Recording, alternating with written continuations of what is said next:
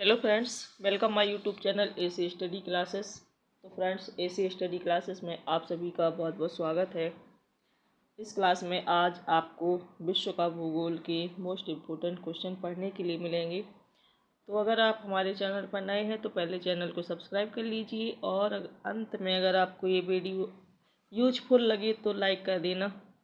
इसमें क्वेश्चन दिया है कि भू आकृति विज्ञान का जन्मदाता किसे माना जाता है। भू आकृति विज्ञान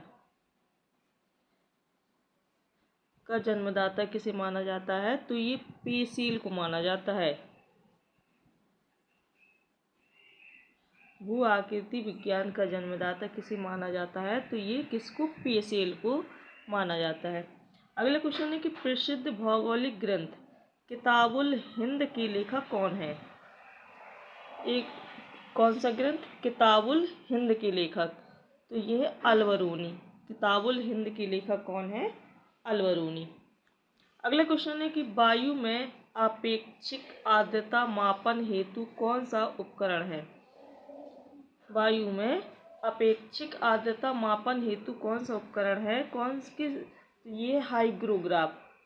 हाइग्रोग्राफ के द्वारा वायु की आपेक्षिक आर्द्रता को मापा जाता है। अगला क्वेश्चन है कि रिक्टर स्केल का प्रयोग किसकी मापने में किया जाता है। रिक्टर स्केल का प्रयोग, तो ये भूकंप के झटके को मापने में इसका प्रयोग किया जाता है।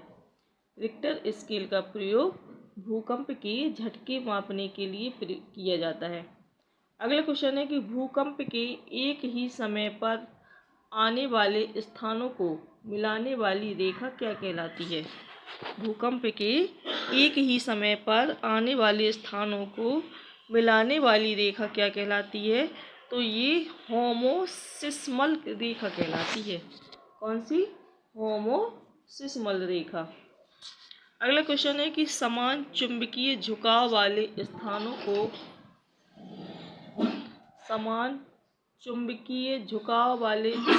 को मिलाने वाली रेखा क्या कहलाती है, तो ये आइसोगोनल कहलाती है। समान चुंबकीय झुकाव वाले स्थानों को मिलाने वाली जो रेखा है ये आइसोगोनल कहलाती है। अगला क्वेश्चन है कि सूर्य और पृथ्वी के मध्य न्यूनतम दूरी कब होती है। सूर्य और पृथ्वी के मध्य जो न्यूनतम दूरी है ये 3 जनवरी को होती है। कब होती है, 3 जनवरी को। सौर मंडल का दूसरा सबसे बड़ा ग्रह कौन सा है। सौर मंडल का जो दूसरा सबसे बड़ा ग्रह है वो कौन सा है, तो ये है शनि। अगला क्वेश्चन है कि सूर्य के सबसे दूर कौन सा ग्रह है। सूर्य के सबसे दूर ग्रह जो है वो वरुण है। कौन सा, वरुण। सौर मंडल का जन्मदाता किसे कहा जाता है, तो सौर मंडल का जन्मदाता सूर्य को कहा जाता है। किसको, सूर्य को। अगला क्वेश्चन है कि पृथ्वी की जुड़वा बहन कहे जाने वाले ग्रह का क्या नाम है। पृथ्वी की जुड़वा बहन कहे जाने वाले ग्रह का नाम क्या है, तो ये शुक्र नाम है इसका। शुक्र को पृथ्वी की जुड़वा बहन कहा जाता है।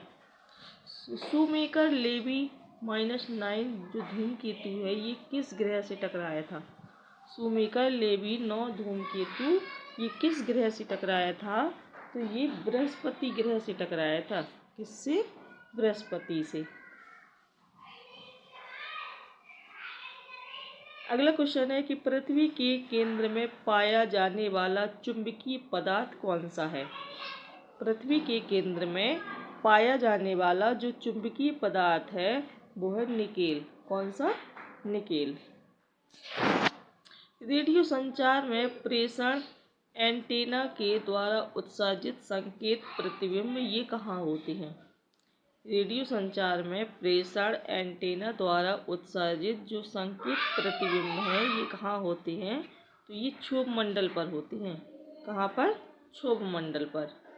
अगला क्वेश्चन है कि 1 डिग्री देशांतर की सर्वाधिक दूरी कहाँ पर होगी। 1 डिग्री देशांतर की जो सबसे अधिक दूरी होगी तो वो होगी कर्क रेखा पर। कहाँ पर, कर्क रेखा पर। अगला क्वेश्चन है कि उत्तरी प्रशांत महासागर में अंतर्राष्ट्रीय तिथि रेखा के विचलन का क्या कारण है? उत्तरी प्रशांत महासागर में अंतर्राष्ट्रीय तिथि रेखा के विचलन का क्या कारण है? तो ये है एल्यूसियन द्वीप समूह। कारण क्या है? एल्यूसियन द्वीप समूह। ऑस्ट्रेलिया महाद्वीप का सर्वोच्च पर्वत शिखर कौन सा है? तो ऑस्ट्रेलिया महाद्वीप का जो सर्वोच्च पर्वत शिखर है वो है माउंट कॉस्युस्को। अगला क्वेश्चन है, किस महाद्वीप को पठारी महाद्वीप कहते हैं? किस महाद्वीप को पठारी महाद्वीप कहते हैं? तो ये अफ्रीका महाद्वीप को क्या कहते हैं? पठारी महाद्वीप कहते हैं। किसको?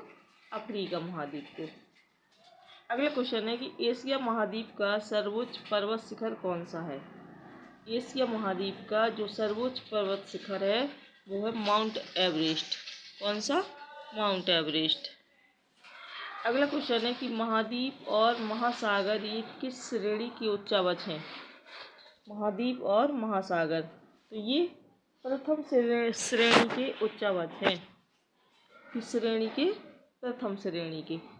अगला क्वेश्चन है कि प्लेट विवर्तनिकी सिद्धांत का प्रतिपादन किसने किया था? प्लेट विवर्तनिकी सिद्धांत का प्रतिपादन हैरी हेस ने किया था। किसने किया था? हैरी हेस ने। संपूर्ण महासागरीय क्षेत्रफल के कितने प्रतिशत भाग पर महाद्वीपीय मग्न तट का विस्तार है? तो संपूर्ण महासागरीय क्षेत्रफल के कितने प्रतिशत भाग पर? तो ये 7.5% भाग पर क्या है? महाद्वीपीय मग्न तट का क्या है? विस्तार है।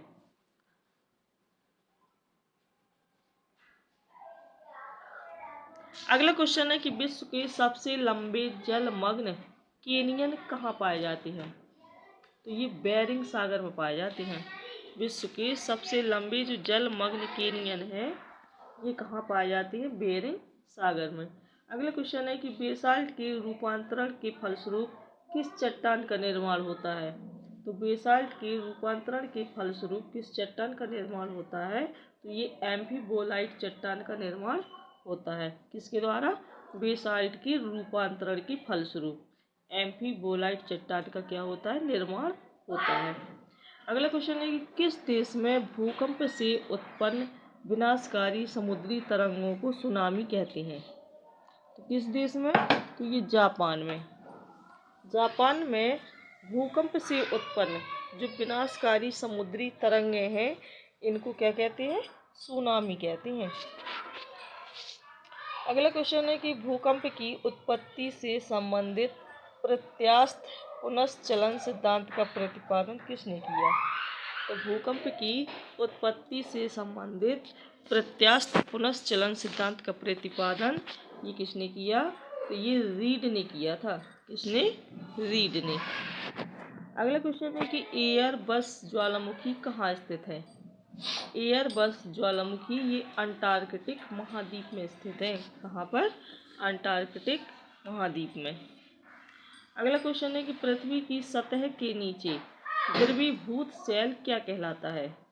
पृथ्वी की सतह के नीचे जो द्रवीभूत सेल है ये क्या कहलाता है? तो ये मैग्मा, यानी कि पृथ्वी की सतह के नीचे जो द्रव अवस्था में पाया जाता है वो क्या कहलाता है? ये मैग्मा कहलाता है। अगला क्वेश्चन है कि दक्षिणी आल्प्स पर्वत श्रेणी कहाँ स्थित है? दक्षिणी आल्प्स पर्वत श्रेणी ये न्यूजीलैंड में स्थित है। कहाँ पर? न्यूजीलैंड में। तकलामाकन मरुभूमि ये किस देश में स्थित है? तकलामाकन ये मरुभूमि किस देश में स्थित है? तो ये चीन में स्थित है। कहाँ पर? चीन में। अगला क्वेश्चन है कि यू आकार की घाटी कहाँ पाई जाती है? यू आकार की जो घाटी है ये हिमानी क्षेत्र में पाई जाती है। कहाँ पर? हिमानी क्षेत्र में। सीप का निर्माण किससे होता है? तो ये पवन से होता है। सीप का निर्माण किसके द्वारा होता है? पवन से। अगला क्वेश्चन है कि पृथ्वी के वायुमंडल का कितना प्रतिशत भाग 29 किलोमीटर की ऊंचाई तक पाया जाता है? यहाँ पर पाया होना चाहिए। तो पृथ्वी के वायुमंडल का जो विस्तार है ये कितने प्रतिशत भाग पर 29 किलोमीटर की ऊंचाई तक पाया जाता है? तो ये 97%। 97% भाग पर क्या है ये 29 किलोमीटर की ऊंचाई तक पाया जाता है। अगला क्वेश्चन है कि वायुदाब कब सर्वाधिक होता है? जब वायु होती है कैसी?